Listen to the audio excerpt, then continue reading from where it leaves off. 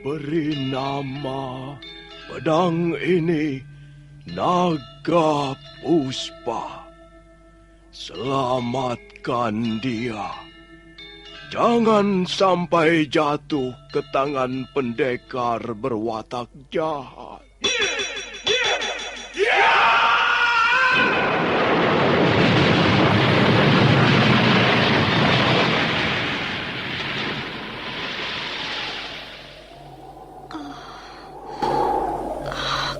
Kakang Kamandanu, kau masih juga tidak percaya. Aku mencintaimu. Mesin, maafkan aku, Mesin. Mesin, Mesin!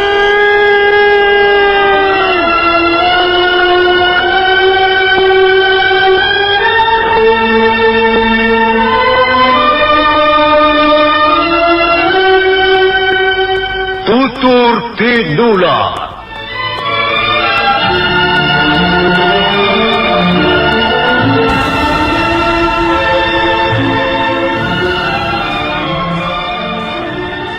Cerita ini ditulis dan disusun oleh S. Tijab. Teknik dan montase dikerjakan oleh Rudi Tinangon dan Joko SP. Sutradara A.J. Udono. Kali ini mengetengahkan episode kelima dengan judul Perguruan Lopanda.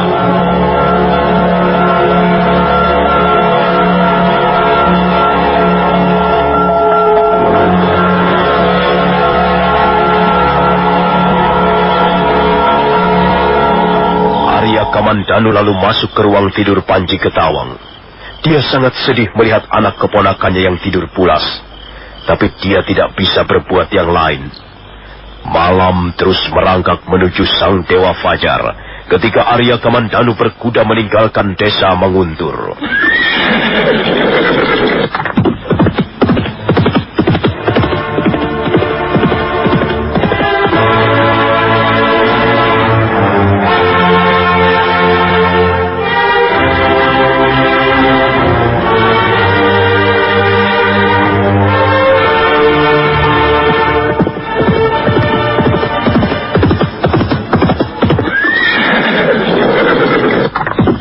Kemana, Paman?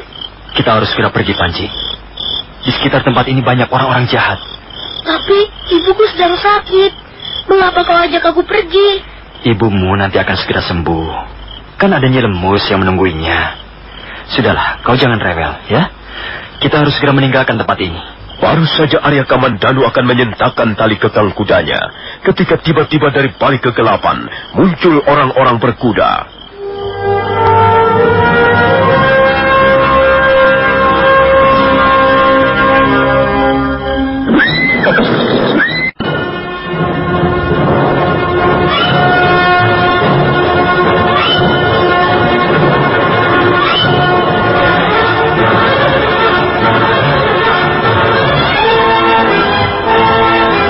Orang-orang berkuda itu muncul mendadak dari balik semak belukar di tepi jalan.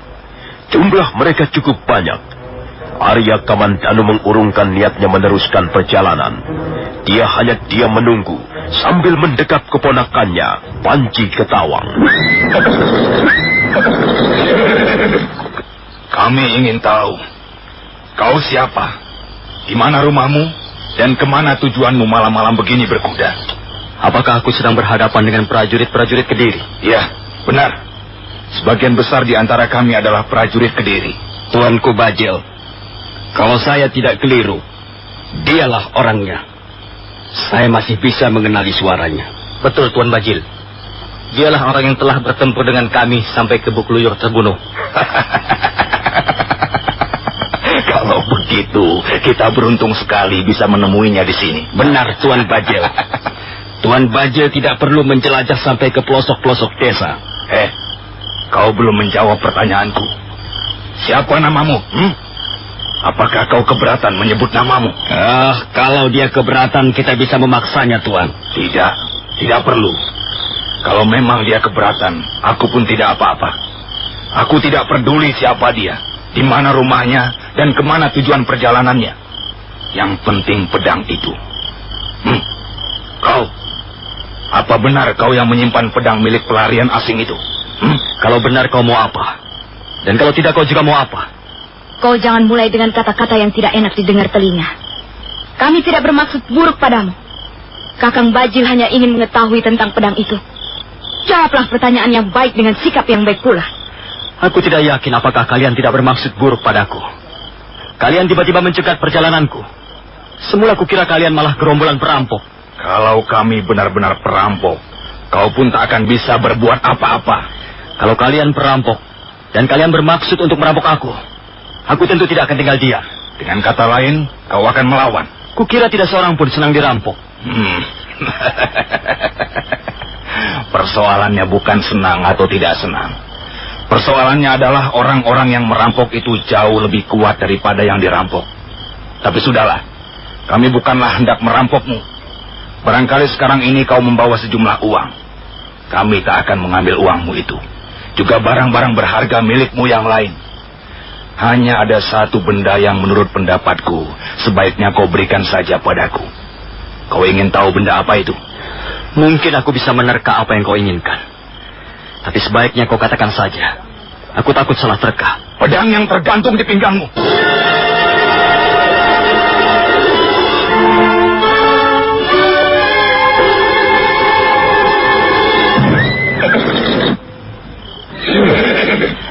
Jadi kau menginginkan benda ini?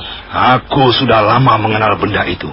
Aku memang menginginkannya. Mengapa kau tidak menginginkan yang lain saja? Mengapa kau menawarkan padaku yang lain? Aku hanya menginginkan benda itu. Aku mempunyai 4 macam benda yang kuanggap amat berharga, yang harus kulindungi. Pertama adalah nyawa anak kecil ini, keponakanku sendiri. Aku tidak akan mengganggu keponakanmu. Kedua adalah pedang pusaka ini. Pedang itu bukan milikmu. Walaupun bukan milikku, dia juga bukan milikmu. Dan kebetulan sekarang ini berada dalam tanganku. Jadi aku pun harus melindunginya. Kemudian yang ketiga adalah sebuah batu nirmala. Dan keempat adalah nyawaku sendiri. Selebihnya aku mempunyai sedikit uang dan seekor kuda. Kalau kau mau, kau boleh mengambil uangku atau kudaku. Tapi jangan coba-coba mengganggu 4 macam benda yang kusebutkan tadi.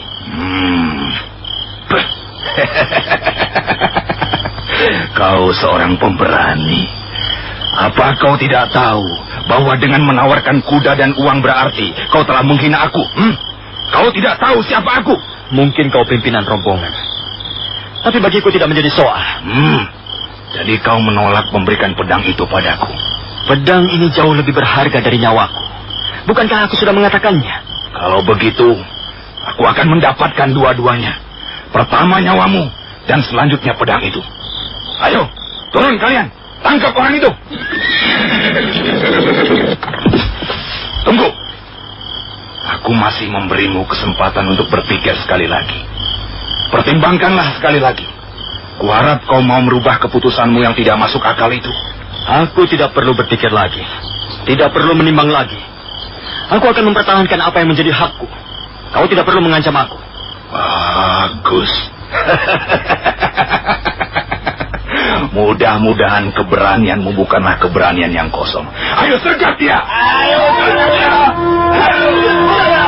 Sergap dia.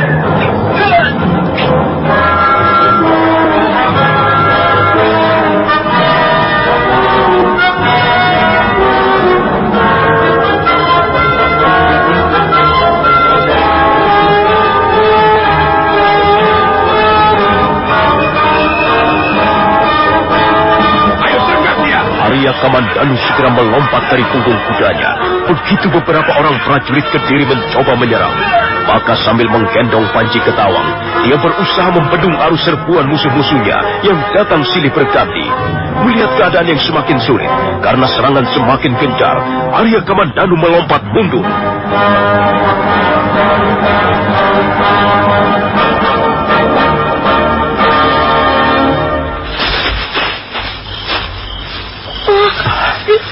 Siapa mereka itu, Paman? Mereka orang-orang jahat. Aku takut, Paman. Mereka membawa pisau yang panjang-panjang. Jangan takut. Kau pegang kuat-kuat baju paman. Kalau mereka berani mengganggumu, akan paman pukul sampai ke lengan. Kalau kau bodoh, kau tentu akan berusaha mengalahkan kami semua. Tapi bukankah orang bodoh selalu rugi? Kukira tak ada untungnya menyerah pada orang-orang semacam kalian.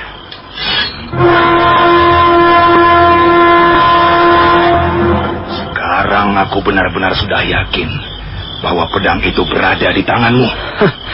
Kau pasti semakin bernafsu untuk memilikinya. Aku tahu pedang itu pedang yang bagus. Kalau kau menginginkannya, kau harus bisa mengambilnya dari tanganku. Sekarang ini aku akan mengambilnya. Hei, kalian minggir semuanya. Berjagalah di sekitar tempat ini. Dan kau Sambi. Iya, Kakang.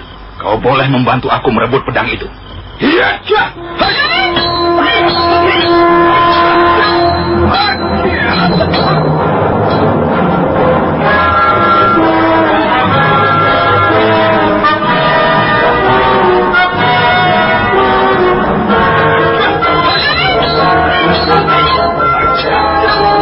Empu Bajil terus memburu dengan tongkat pencabut rohnya.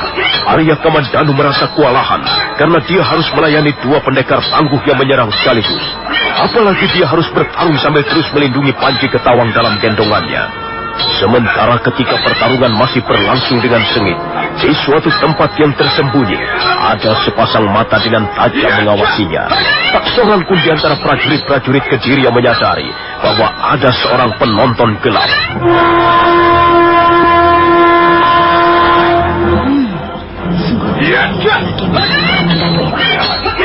Sambil menggendong seorang bocah, dia nekat melawan pendekar-pendekar yang cukup tangguh. Tapi kukira dia tak akan bertahan dalam 5 jurus lagi. Nah, benar bukan? Sekarang Bu Bajil sudah bisa memojokkannya. Memang benar, keadaan Arya Kamandanu terjepit. Empu Bajil terus menghujaninya dengan serangan beruntun tak kenal ampun.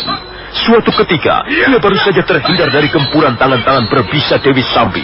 Dan belum lagi kakinya menginjak tanah, tongkat pencabut roh sudah datang menyambar.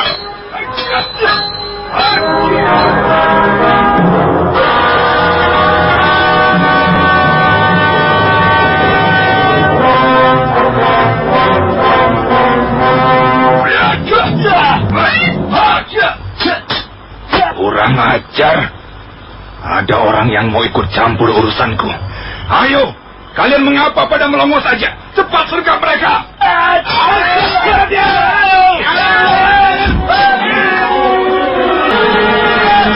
Mereka lolos, Kakang Bajil. Goblok.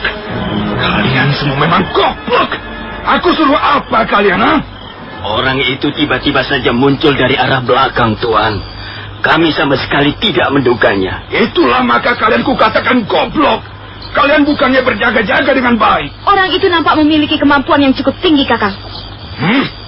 Kalian tak ada yang bisa mengenalinya.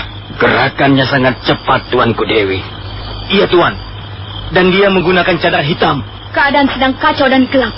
Karena itu agak susah untuk mengenalinya, Kakang. Rasanya aku bisa mengenali orang itu tadi, Kakang Bajil. Siapa menurut pendapatmu, Adi Renteng? Aku kira kalau perhatianmu tidak terpaku pada pedang itu, kau pun akan dapat mengenalinya, Kakang Bajil. Aku sangat menyesalkan mengapa mereka bisa lolos. Iya, semula aku bermaksud ikut menggempur mereka. Tapi kemudian aku berpikir lain. Aku tidak terlalu bernafsu menyerang. Aku hanya sekedar melibatkan diri dalam pertarungan sambil meraba siapa orang yang bercadar hitam itu. Ya, orang itu agaknya takut kita kenali. Dan dia berusaha menahan diri agar jangan sampai mengeluarkan suara. Tapi telinga saya sempat mendengar dia menjerit kecil. Dan suara itu adalah suara seorang gadis. Oh, jadi menurut pendapatmu dia perempuan? Iya, dia perempuan. Saya dapat memastikannya, Kakang. Tapi ada banyak pendekar perempuan di wilayah Kediri ini. Saya bukan hanya dapat mengenali suaranya. Sepintas lalu, saya juga dapat mengenali jurus-jurusnya. Dia menggunakan 2 bilah pedang berukuran pendek. Gerakannya sangat cepat. Aku kira perempuan itu tadi ada hubungannya dengan jurus-jurus lengan 1000. Kalau begitu dia Sakawuni. Iya, betul. Kukira dia Sakawuni, Kakang. Berdebah. Sudah sejak semula aku tidak pernah setuju dia bergabung dengan kita. Perempuan urakan, tidak tahu sopan, dan siapa tahu dia mata-mata. Mungkin saja begitu. Yang penting, kita harus tetap waspada. Kalau memang benar dia Sakawuni, maka dia harus menanggung akibat perbuatannya. Sial! Sudah. Ayo kita kejar mereka. Ya!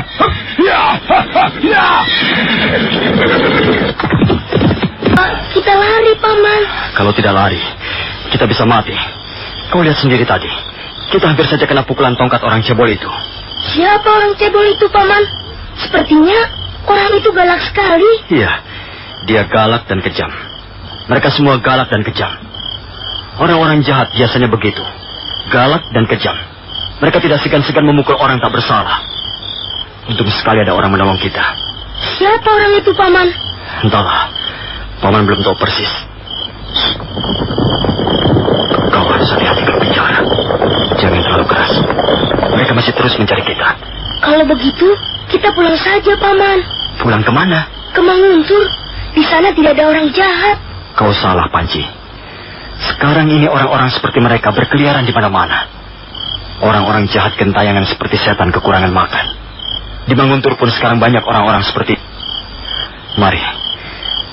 Sekarang kita harus menemukan tempat yang aman untuk bersembunyi. Mereka datang lagi, Paman. Iya. Tundukkan kepalamu. Di sini. Di balik semak belukar ini. Nah, Panci. Sekarang mari kita pergi. Kau lelah? Masih ngantuk ya? Aku takut, Paman. Aku takut bertemu mereka lagi. Kau tidak perlu takut. Paman akan melindungimu. Dan kau harus percaya. Selama kita tidak menjadi orang jahat, kita pasti akan selamat. Ayo, cepat. Kita lanjutkan perjalanan.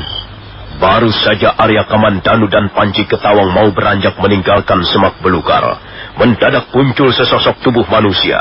Bayangannya melayang ringan dan hinggap di atas rumput.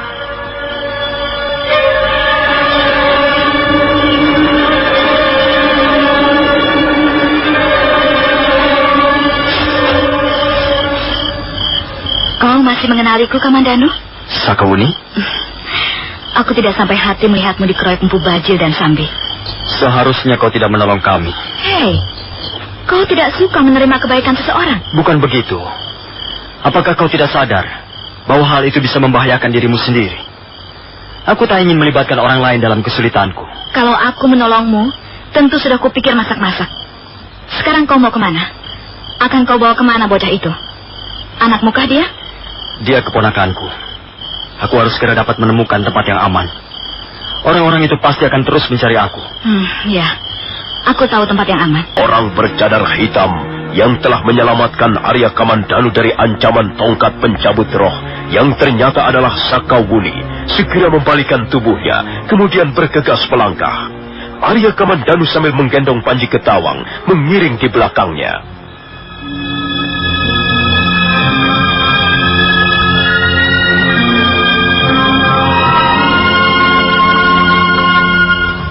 Mereka pasti tidak akan mengejar sampai kemari. Iya, mudah-mudahan saja begitu. Kau lihat, Kamandanu. Di balik pinggang Gunung Arjuna itu, terdapat sebuah lereng yang cukup terjal. Kukira tempat itu cukup aman. Kau bisa membawa keponak... Yang dalam seri sebelumnya diceritakan, tercebur ke dalam sebuah sumur yang dalam.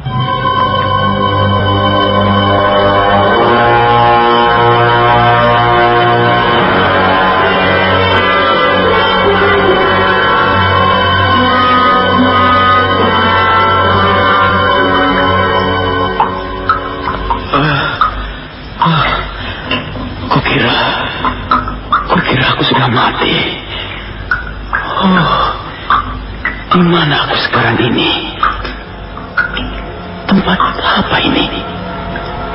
Sepertinya sebuah gua.